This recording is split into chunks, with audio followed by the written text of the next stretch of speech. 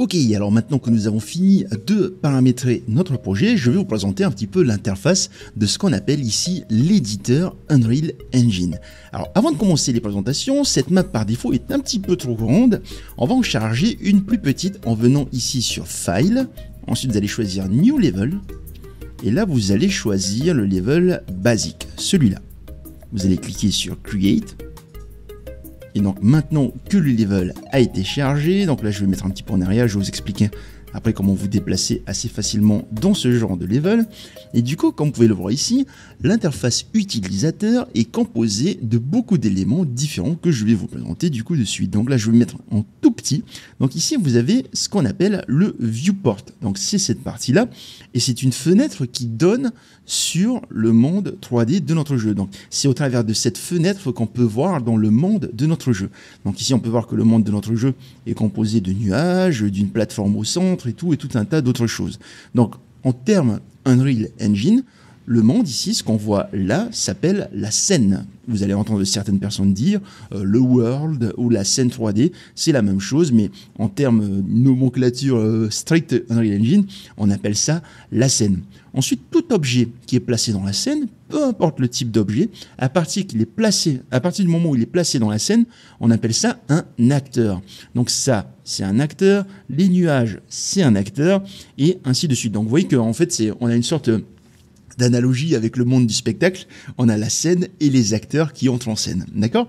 Donc pour naviguer dans le viewport, il y a plusieurs méthodes différentes, mais moi personnellement, ma méthode préférée, c'est la suivante. En fait, ici, je vais maintenir le bouton droit de ma souris enfoncé, là vous voyez qu'il y a le carré rose, et en fait, lorsque je bouge ma souris, ça me permet de regarder dans le monde un peu comme dans un jeu.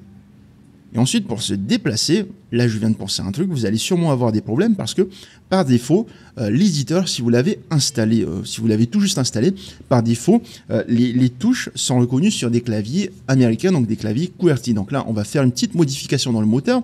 Donc je vais venir ici dans Edit, ensuite je vais aller dans Editor Preferences.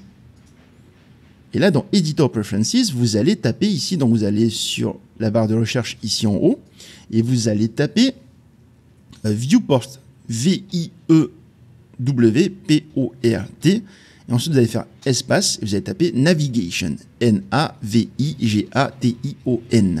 Et là vous avez Viewport Navigation, et vous avez les différents paramètres qui permettent de se déplacer dans le viewport. Donc comme je vous ai dit, le viewport c'est la fenêtre qui donne sur la scène.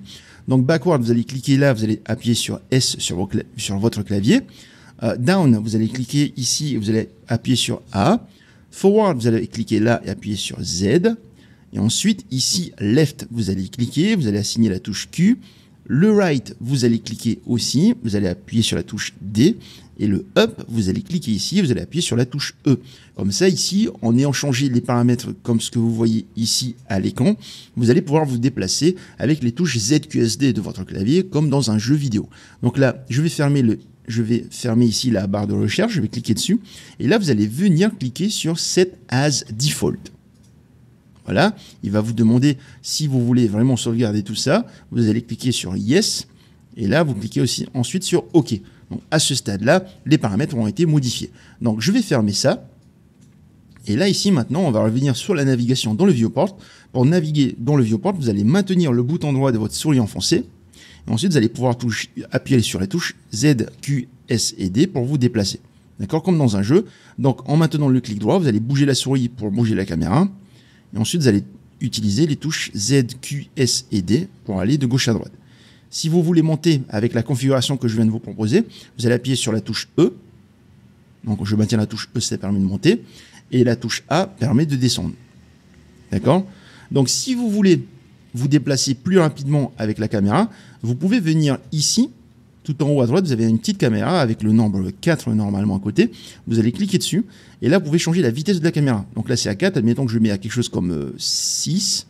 Ça va faire un petit peu mal aux yeux, je pense. Donc là, je recule, vous voyez que la caméra va beaucoup plus vite. Vous pouvez également utiliser la molette pour régler tout ça, la molette de votre souris. Mais moi, je préfère venir ici, c'est plus facile. Donc là, je mets sur 2, par exemple, caméra speed à 2. Ça va aller plus lentement lorsque je vais me déplacer.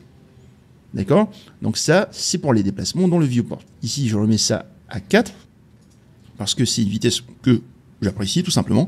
Et donc ici, on peut se déplacer comme ça. Et du coup, pour placer des acteurs dans le viewport, on peut soit prendre des assets qu'on a créés ou utiliser deux outils. Donc ici, si on veut prendre deux assets, je vais appuyer sur CTRL espace. Je vais venir là, par exemple, dans le dossier top-down shooter, ressources, caractères. Ici, je peux prendre le SKM Mani, là, avec le petit trait rose. Je vais le prendre et je peux le glisser dans le level. Comme vous pouvez le voir ici, il est placé dans le level. Donc, je le lâche ici. Et là, le personnage a été placé dans le level. Donc, je peux me balader autour de lui. D'accord?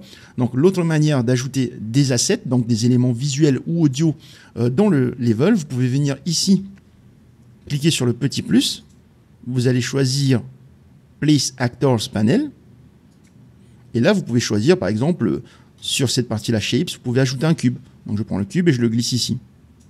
Je peux le mettre dans le level. Si vous ne voulez pas ce panel-là, donc ce panneau, ici, vous pouvez fermer et venir ici, cliquer sur ça, venir sur Shapes pour prendre une sphère, par exemple. Je la prends et je la glisse dans le level. Et en fait, on peut venir glisser une sphère dans le level. D'accord ?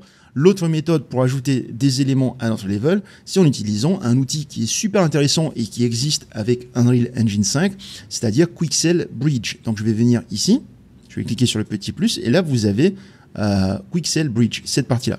Vous allez cliquer dessus, ça va vous charger une fenêtre Bridge, donc cette fenêtre-ci.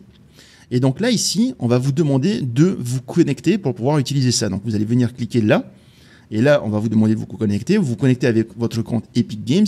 Et ce qui est cool avec Quixel Bridge, c'est que vous avez des assets gratuits de très très très haute qualité, donc hyper réalistes. C'est une société qui a été achetée par Epic Games. Et en fait, Epic Games a décidé de rendre ça gratuit pour tous les utilisateurs de son moteur. Donc ici, je peux venir sur 3D Assets, par exemple. Ce truc-là. Admettons que je veux de la nourriture. Et ici, je veux ajouter, je sais pas, des raisins à mon level. Je peux cliquer dessus. Et ensuite, je peux l'importer dans mon projet. Donc, vous inquiétez pas, on va en importer un peu plus tard dans cette formation. Il me semble que c'est dans la leçon suivante que nous allons le faire. Mais en fait, si vous avez tout un tas de choses hyper réalistes que vous pouvez intégrer dans votre projet. Donc là, je vais fermer ce truc-là. Donc ça, c'est une autre méthode pour ajouter des éléments au viewport, pour placer des acteurs dans la scène. Et ensuite, ici, lorsque vous allez regarder à droite, cette partie-là, vous avez ce qu'on appelle le World Outliner. Donc cette partie-là, ok ? World Outliner, ici, en fait, ça répertorie l'ensemble des acteurs qui sont dans la scène. Donc, par exemple, si je sélectionne le cube ici dans la scène, vous allez voir que là, on voit que c'est le cube qui a été sélectionné. Donc, ça va référencer les différents acteurs. Et ensuite, ici, lorsque vous allez sélectionner un acteur, donc admettons que je veux sélectionner la sphère, je peux soit la sélectionner là, soit la sélectionner directement ici. Donc là, si je clique sur le cube, là, vous allez voir que le cube est sélectionné dans la scène. Donc là, je vais mettre sur la gauche. Et en fait, une fois que vous avez sélectionné un objet dans la scène, un acteur dans la scène, vous pouvez changer ces paramètres en venant ici sur la partie Details. Donc la partie Détail, donc cet onglet-là. Okay, vous avez sa position dans l'espace, son orientation, son échelle, à quel point il est gros ou petit, le mesh qui a été utilisé. Donc le mesh, c'est l'objet 3D qu'on utilise ici pour cet acteur-là, son apparence et tout un tas d'autres paramètres. On peut activer la physique pour simuler tout ça et tout un tas d'autres choses intéressantes. Ne vous inquiétez pas, tout au long de cette formation, on va pratiquer plus en détail pour apprendre à mieux utiliser tous ces éléments de l'interface. Donc un autre aspect intéressant, c'est que ici, en fait, vous pouvez prendre chacun des éléments. Donc là, si j'appuie, je prends le World Outliner, je peux le prendre, je clique sur l'onglet et je peux le détacher. Donc je peux le détacher, je peux le mettre sur mon second écran, par exemple là où j'en ai besoin, ou ensuite je peux le redocker, donc je le sélectionne et je peux le mettre ici. Donc vous pouvez réarranger l'interface en fonction de vos besoins. Si vous avez un tout petit écran ou des choses comme ça, vous pouvez réarranger tout ça, le mettre ici si vous avez besoin, vous pouvez l'accrocher où vous voulez. Et ensuite, un autre truc qui est cool, c'est que par exemple, je vais remettre ça là en haut, là où c'était, ici. Je vais venir là, sur ce truc-là, je vais cliquer sur Place Actor Panels pour ajouter ce panel ici. Et admettons que je veux qu'il soit là, mais qu'il ne me gêne pas trop, et bien en fait, je peux cliquer ici, faire un clic droit, et je fais Dock to Sidebar. Et en fait, ça va me créer ce tout petit truc, ce tout petit onglet. Il me suffit de cliquer dessus pour le faire apparaître, et je peux cliquer ailleurs et ça va disparaître. Donc si je veux cliquer dessus sur le dock, je clique là, et je clique sur le pin tab ici, le petit élément, la punaise, là, je sais plus comment on dit en français, ça va me bloquer le truc directement et je peux faire ce que je veux. D'accord ? Si jamais je veux relibérer le truc pour qu'il aille se cacher, je clique ici et ensuite il va aller se cacher. Si je veux remettre l'onglet comme il était, je fais un clic droit, Undock from Sidebar et là il va réapparaître comme il était. D'accord ?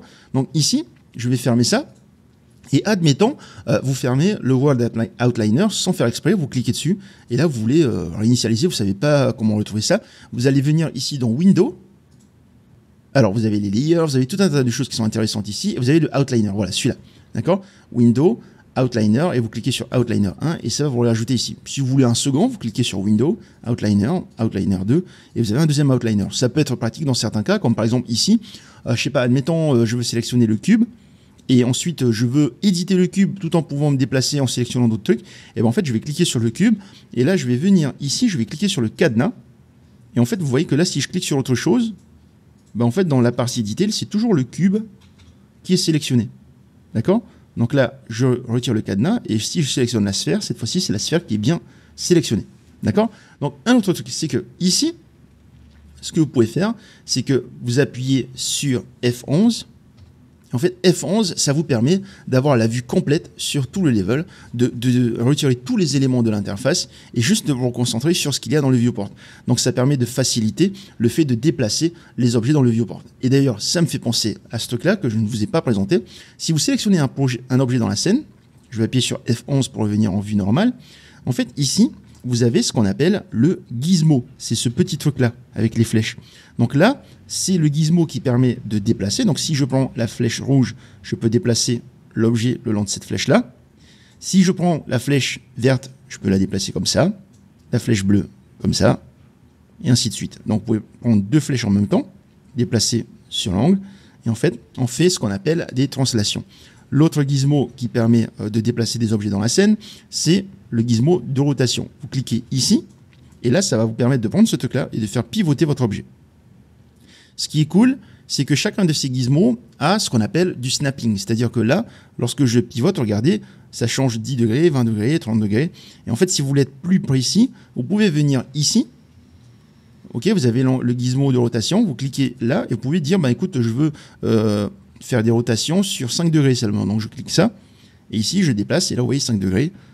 Et si vous voulez être hyper précis, vous venez et vous cliquez carrément sur ce truc-là. Là, vous allez voir que c'est plus bleu. Et en fait, ce qui se passe, c'est que là, je peux complètement faire une rotation en fonction de mes besoins.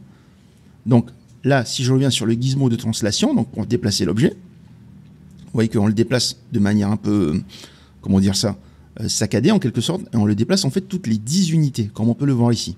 Si je clique là et je mets sur 100 unités, et bien en fait, on peut le déplacer toutes les 100 unités. Pour information, les unités sur Unreal Engine, ce sont des centimètres. C'est-à-dire que lorsque vous voyez un objet qui fait par exemple 100 par 100, c'est un objet qui fait 100 cm par 100 cm, donc 1 mètre par 1 mètre.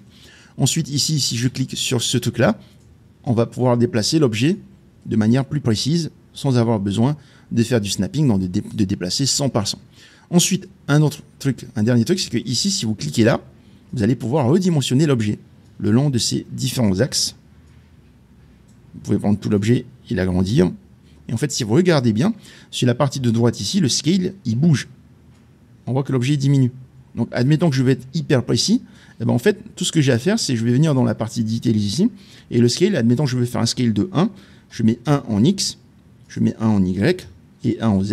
Et là, au moins, j'ai les dimensions de base. Si, admettons, je veux que l'objet soit 2 fois plus grand sur son axe X, donc le rouge, ici, je vais mettre 2 sur la partie rouge.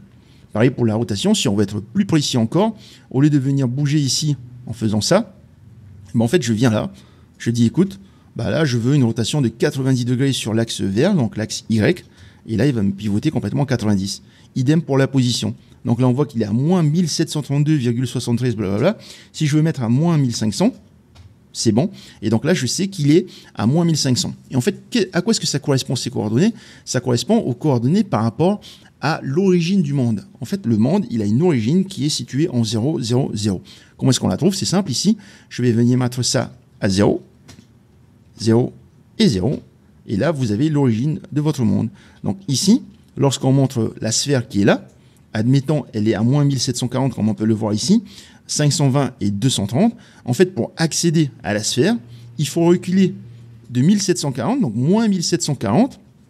Là, si vous regardez, hop, ici, cette partie-là, vous avez le X, Y et Z. On vous montre la direction du rouge, du vert et du bleu.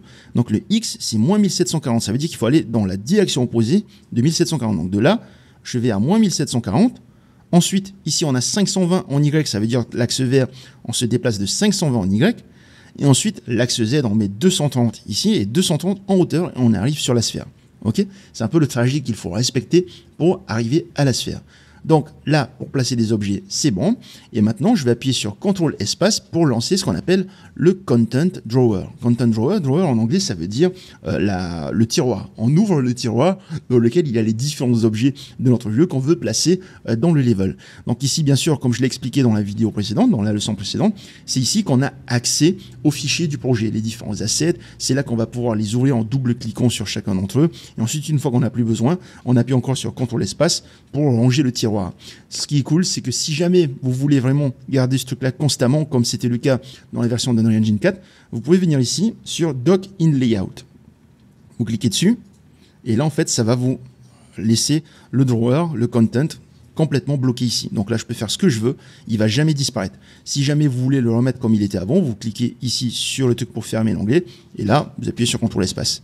Ce qui est cool avec le Content Drawer, c'est qu'en fait, on peut l'ouvrir depuis n'importe où. C'est-à-dire que là, admettons que je vais ouvrir le caractère, voilà, ce personnage, et en fait, admettons, je veux récupérer un élément, un autre élément, et bien en fait, à l'époque, sur Unreal Engine 4, ce qu'il fallait faire, c'était, je suis là, je veux sélectionner un autre élément visuel, je vais devoir revenir ici, sortir le drawer et aller chercher l'élément visuel que je veux. Admettons celui-là par exemple, je vais double-cliquer et ça va m'ouvrir ce truc-là.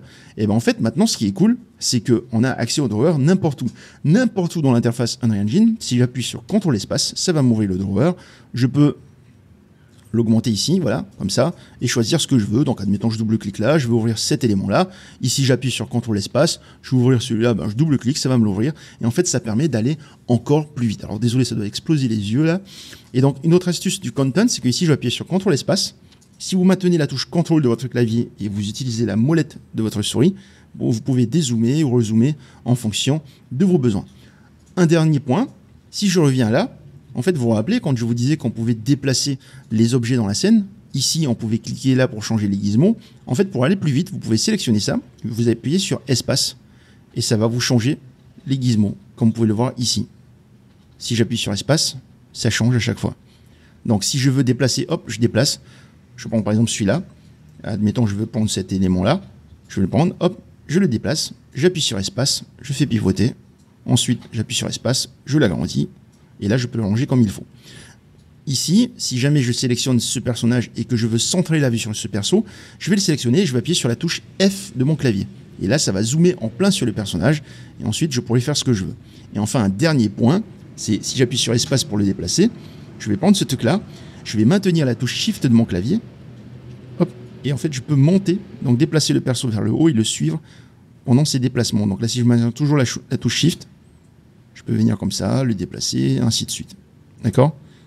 Là, si jamais je le place ici et je veux qu'il soit posé sur la surface qui se trouve sous lui, je le sélectionne et j'appuie sur la touche fin de mon clavier. Et donc là, automatiquement, il va être posé en bas. Donc voilà, c'est un peu les bases de toute l'interface d'Unreal Engine. Un dernier truc, et ensuite on a vraiment fini la vidéo. Si jamais vous avez trop bidouillé l'interface et vous savez plus trop quoi faire, comment tout remettre, comment c'était, vous venez ici sur Windows. Et là, vous avez sur Load Layout et vous avez Default Editor Layout. Vous cliquez dessus et ça va tout vous recharger comme une installation fraîche d'Unreal Engine. Donc là, vous avez tous les éléments placés là où ils devraient être. Donc voilà, c'est tout pour cette vidéo. Dans la vidéo suivante, on va entrer dans le vif du sujet puisque nous allons créer la map de notre jeu.